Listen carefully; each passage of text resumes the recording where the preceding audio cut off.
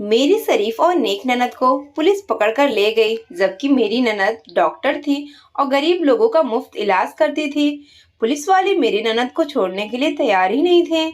उन्होंने मेरी ननद के साथ एक 70 साल का बाबा भी कैद किया हुआ था। मैं अपने पति के साथ थाने गई तो पुलिस वाले हमें एक कमरे में ले गए और जैसे ही उस कमरे की लाइट ऑन की, मेरा दिल फट गया, क्योंकि मेरी ननद ने तो शादी के बाद मैं अपने पति के साथ दूसरे शहर में रहा करती थी और मेरे ससुराल वाले दूसरे शहर में रहते थे। मैं कभी कभी उन लोगों से मिलने जाया करती थी। मेरे पति का अपना कारोबार था। वो कारोबार में अक्सर इतना बिजी रहते कि अपने घर वालों को भी याद नहीं कर पाते थे। एक दिन उनकी मम्मी का फोन आया, कहने लगी कि बेटा, तुम्हारी नई नई शादी हुई है, कम से कम अपनी माँ से मिलने ही आ जाया करो, बहनों का भी हाल चाल पूछ लिया करो। तुम्हारे पापा भी जिंदा नहीं हैं, उन्हें बहुत कमी महसूस होती है। मैंने अपने पति से कहा कि आप अपनी बहनों और माँ से मिलने क्यों नहीं जाते। कहने लगे कि मैं इसलिए नहीं जाता कि उनकी जिम्मेदारियां मुझ पर आ पड़ेगी। मैंने अपनी बहन को पढ़ाया, डॉक्टर बनाया, यहाँ तक कि अब उसकी एक अस्पताल में नौकरी भी लग गई है।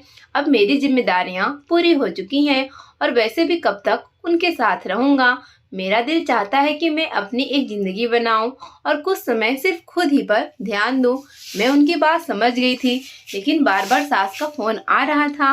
मैं क्या जानती थी कि वहां जाने के बाद हम सबकी जिंदगी में एक बहुत बड़ा भूचाल आ जाएगा और फिर जिंदगी भर हम इन चीजों को याद करते रह जाएंगे। मैं जैसे ही अपने ससुराल गई, पहला सवाल जो मेरी सास ने मुझसे पूछा वो ये था कि तुम हमें खुशखबरी कब सुना रही हो। मैं हैरान हो गई कि मेरी सास को इतनी भी क्या जल्दी है। अभी शादी को 2 महीने हुए थे और ये जिद उन्होंने पहले ही लगा दी थी। तब मेरी ननद ने बड़ी अजीब बात बोली, कहने लगी कि इससे बच्चे नहीं होंगे। अरे भगवान न करे कि ऐसा कुछ हो, देखना मेरी बहू को नेक औलाद होगी। मेरी सास ने तो बड़ी शराफत से कहा था, पर ननद कहने लगी कि जब तक वो ये लड्डू नहीं खाएगी तब तक हमें खुशखबरी नहीं मिलेगी। मेरी सास ने उसे चुप रहने का इशारा किया, लेकिन मैं समझ गई थी कि मेघना कुछ खास बात कहना चाहती थी। मैंने इस बात पर ज्यादा ध्यान नहीं दिया। शाम का वक्त हुआ, सब लोग चाय पीने में लगे थे।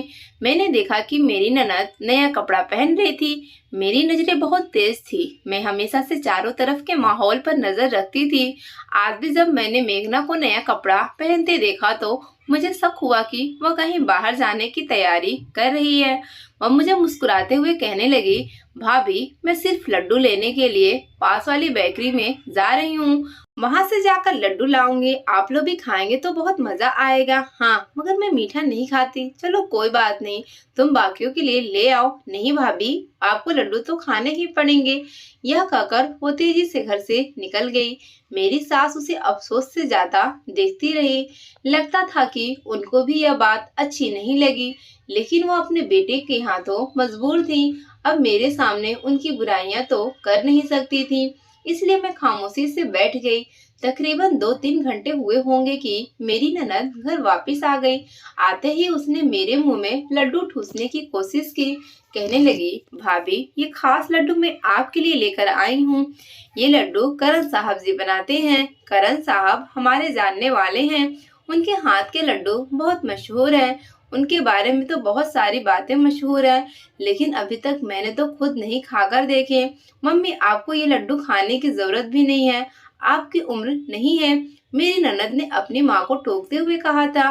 क्यों भाई, लड्डू खाने में भी क्या कोई उम्र होती है? मेरी सास ने अजीब अंदाज में पूछा तो ननद ने आंखों से इशारा करते हुए उन्हें कहा, मम्मी, मैं ये सिर्फ भाभी के लिए लाई हूँ और कोई इन लड्डुओं को हाथ भी नहीं लगाएगा। मैं फ्रिज में रख देती हूँ, भाभी आप बाद में खा लेना।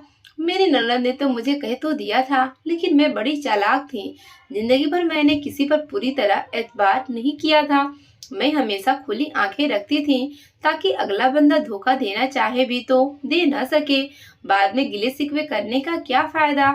मैं सुबह उठी, पूजा करने के बाद मैंने किचन में जाकर एक चक्कर लगाया, कुछ खाना खाया और उसी दिन व्रत रख लिया। मैंने अपने पति को भी बता दिया कि आज मेरा व्रत है।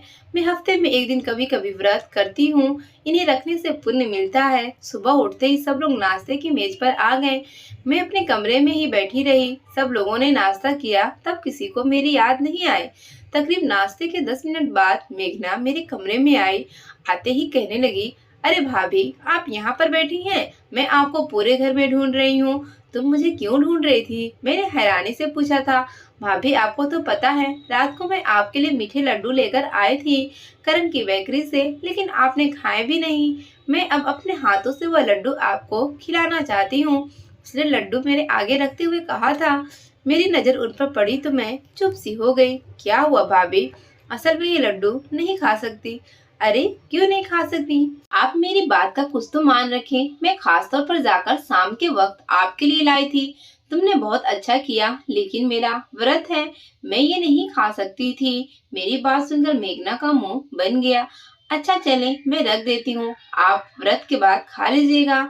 उसकी मीठी प्यारी जुबान देखकर मुझे उस पर यकीन तो नहीं आ रहा था, लेकिन मैंने सोचा कि खामखा जवाब देने से, लड़ाई करने से अच्छा है कि मैं इस बात को टालते रह जाऊं। दोपहर का वक्त हुआ तो सास ने भी मुझसे पूछा, क्या तुमने मेघना के लाए हुए लड्डू खाए? मैंने नहीं में सर हिला दिया। नहीं माँ जी, मैंने इसलिए नहीं खाए कि मुझे भूख नहीं थी और फिलहाल मेरा व्रत है। मैं व्रत के बाद खा लूंगी। मैंने भी उन्हें पूरी तरह विश्वास दिला दिया कि जैसे मुझे वाकई में लड्डू खाने हैं और वक्त ना मिल पा रहा हो। व्रत खोलने से पहले मैं अपने कमरे में बैठी हुई थी कि मुझे मेघना ने आवाज देकर बाहर बुलाया। मैं समझी कि अब ये उन्हीं लड्डुओं का जिक्र करेगी, लेकिन मैंने देखा वो बाहर एक लड़की के साथ बैठे बातें कर रही थी। मुझे देखते ही कहने लगी, भाभी, मुझे आपसे जरूरी काम था, इसलिए आपको बुलाया है। यह मनु है। ये काफी दिन से मुझसे करण साहब की बेकरी के लड्डू मांग रही थी, लेकिन मेरे पास वक्त नहीं था। मैं जाकर उनसे बनवा कर लाती। करण साहब वो लड्डू सिर्फ मुझे ही देते हैं, इसके अलावा वो किसी को नहीं देते। वरना अगर ऐसा करते तो मैं उन्हें खुद कहती कि ये खुद ही जाकर लड्डू खरीद लाए, लेकिन अभी ऐसा मुमकिन नहीं है। आप अगर इजाजत दें तो मैं आपका वाला लड्डू इनको लाकर दे दूं, क्योंकि इनकी मजबूरी है। इनकी शादी को 3 साल हो गए हैं, लेकिन अभी तक औलाद नहीं हुई। यह कब से मेरी मिन्नतें कर रही थी कि मैं इसे वो लड्डू ला कर दूं ताकि उसकी गोद भर जाए।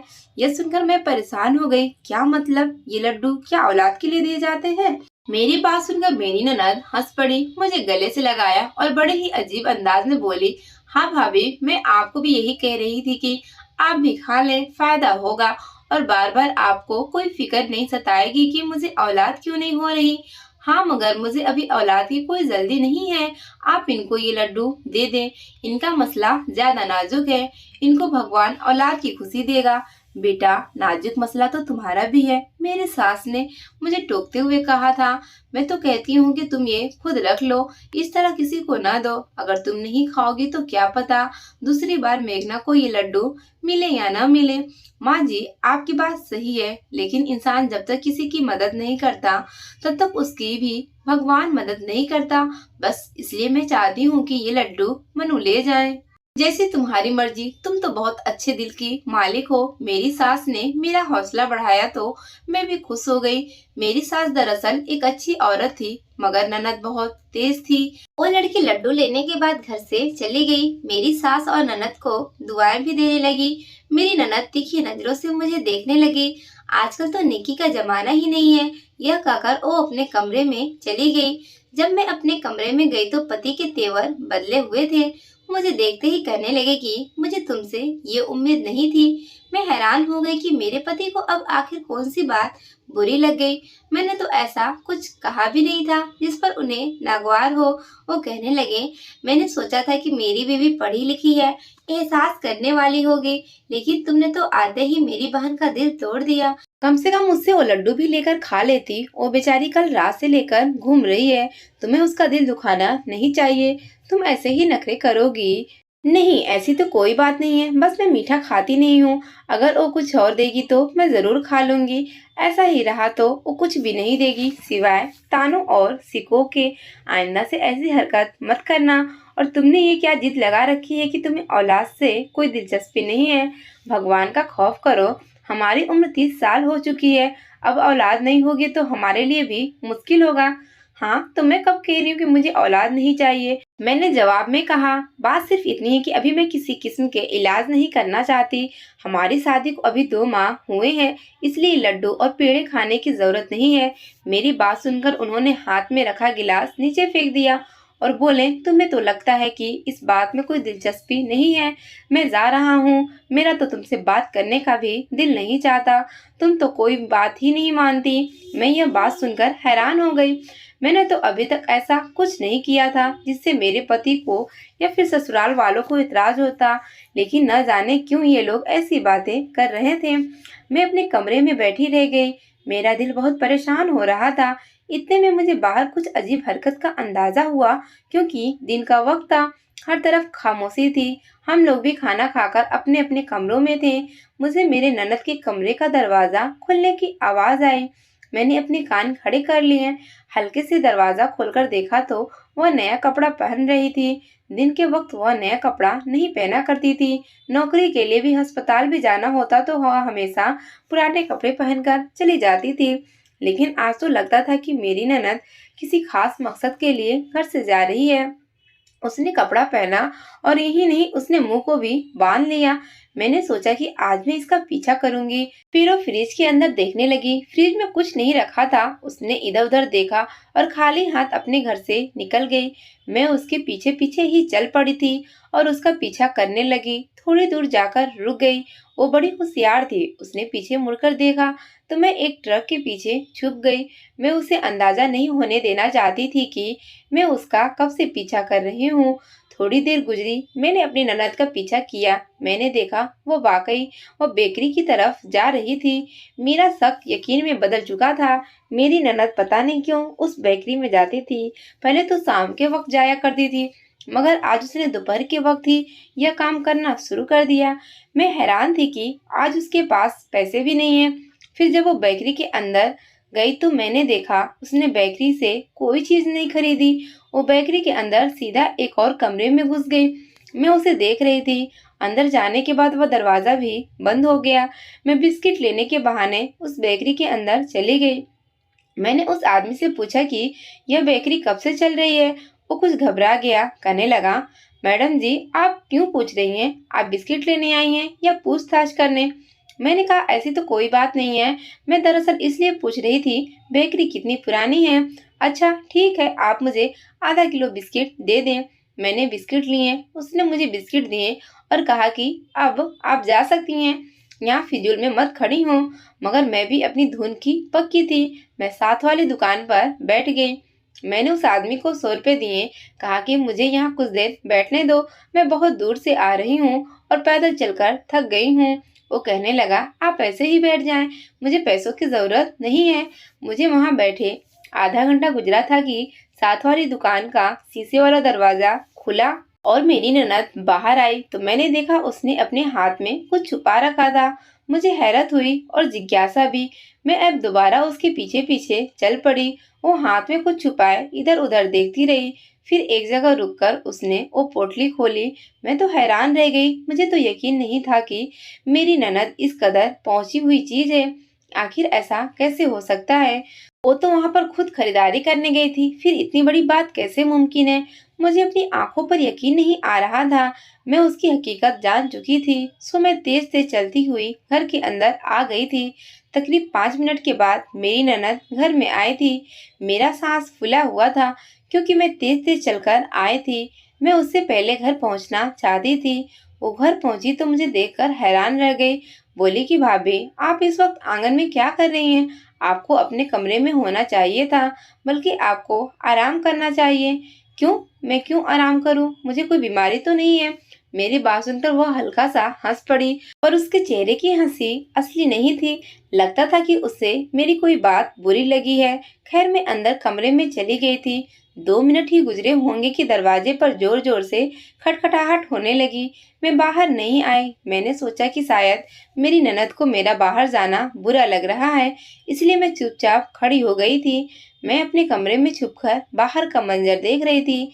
मेरी ननद जैसे ही दरवाजा खोला तो सामने का मंजर हम सबके लिए हैरान कर देने वाला था। मेरे पति अभी अभी घर आए थे। उनको भी जब यह बात पता चली तो उन्होंने अपना सर पकड़ लिया। मेरी सास तो बहुत नाजुक दिल की औरत थी। उन्होंने तो देखते ही शोर मचा दिया। हमारे सामने पुलिस के 3-4 सिपाही खड़े थे, जबकि उनके साथ एक गाड़ी भी थी जो कि दरवाजे के बाहर थी। मैं ये सारा मंजर देखकर परेशान हो रही थी। मेरी सास ने पूछा कि ये लोग क्यों आए हैं। उन्होंने आगे बढ़कर मेरी ननद को हथकड़ी लगा दी। मैं और मेरा पति हक्का बक्का पुलिस वालों को देखने लगे। ये लोग किसी औरत के साथ ऐसे कैसे कर सकते हैं? शर्म नहीं आती बिना वजह मेरी बहन को तंग कर रहे हैं। मेरे पति ने गुस्से में पुलिस वाले से कहा, मगर वो किसी की बात नहीं सुन रहा था। बोला कि आपकी बहन ने बहुत बड़ा जुल्म किया है, इसलिए हम इन्हें पकड़कर लेकर जा रहे हैं। मेरे पति ने उन्हें बहुत रोकने की कोशिश की, लेकिन वो उसे लेकर चले गए। हम लोग भागते हुए पुलिस स्टेशन तक गए। देखा तो वहां पर एक बूढ़ा आदमी भी बैठा हुआ था। उसकी उम्र तकरीबन 60 साल के करीब थी। मेरी ननद उस आदमी के साथ यूं बैठी हुई थी जैसे उसे काफी समय से जानती हो। दोनों आपस में बात कर रहे थे। मेरी ननद ने हमें कहा कि तुम लोगों को परेशान होने की जरूरत नहीं है, मैं कुछ न कुछ बंदोबस्त कर ही लूंगी, तुम लोग घर चले जाओ। मैं अपनी ननद की हिम्मत पर हैरान थी। वैसे तो पुलिस वालों को देखकर जान निकल जाती है, पर मेरी ननद बड़ी हिम्मत वाली थी। उसने अभी भी डॉक्टर वाला कोट पहन रखा था। वह थाने चली गई। मेरा पति मेरी मिन्नत करने लगा। बोला, जाकर अपने मामा से कहो मेरी बहन की जमानत करवा दें। मेरे मामा एक थाने में एसपी थे, लेकिन वह थाना यहाँ से दूर था। यह उनकी एरिया में नहीं आता था। मेरे पति ने मेरी मिन्नत की, तुम अपने मामा से कहो कुछ करें, उनके संबंध तो होंगे। मेरी बहन थाने में जाएगी तो कौन उससे शादी करेगा? बेचारी की शोहरत खराब हो जाएगी। मैंने अपने मामा को फोन किया, उनको सारी बात बताई। वो कहने लगे कि ठीक है, वो कुछ करते हैं, तुम लोग परेशान नहीं हो। शाम का वक्त हुआ। उन्होंने मुझे दोबारा फोन किया। कहने लगे कि अपने पति से कहो कि मेरे साथ उस थाने चले, मैं उसकी बहन की जमानत करवा के घर ले आऊंगा। फिर वो दोनों थाने चले गए। थाने जाकर न जाने क्या क्या मामलात हुआ। मेरे पति की बहन यानी मेरी ननद वापस घर आ गई। घर आकर वो अपने कमरे में छुप गई थी। वो बहुत शर्मिंदा थी। हम में से किसी के साथ भी बात नहीं कर रही थी। आज उसका डॉक्टरी वाला लाइसेंस कैंसिल हो गया था। मैं अपने पति को देखकर खुद भी परेशान हो गई थी।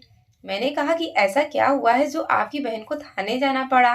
कहने लगे कि वह जब से मेडिकल की फील्ड में आई थी, लोगों की सेवा करने के लिए ही आई थी। लेकिन तुम्हें तो पता है, अच्छे बुरे लोग हर जगह होते हैं।